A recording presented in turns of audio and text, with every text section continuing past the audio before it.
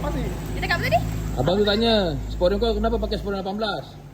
Kenapa tak cantik lah? Maknanya nanti mendak sangat tu. Ya ke? Tapi lawa lah. Tapi nak ketukar eh. Ini masuk Cantik masuk apa? RT30. RT30. Ha? Okey pun. Ha? Nak ketukar. Ramai juga komplain saya punya sport rim besar lah, itulah, inilah. 18 inci okey apa? Lawa. Masuk gunmetal. Gunmetal. Oh, Tapi abang ni bagi idea. Apa? RE30? RT30. RE30. Kau tahu RE30 tu macam mana? Macam mana? bulat. Dia memang bulat. Ada yang bujur. Tengok juga lah, lonjong.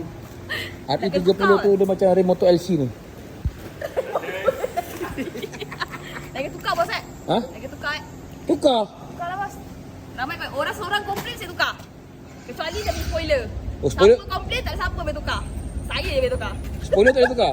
Rem boleh tukar? Saya boleh tukar. Basah kepala kau lah bang, racun bukan ni bang. Dah basah, muka pun dah basah dah ni. Ini yang kena ni aku masalahnya. Aku yang dikerjakannya. Wah, carikan. Carikan. Tengok nanti. Tengok siapa yang komen kedai mana nanti kita pergi lah. Betul eh? Ha.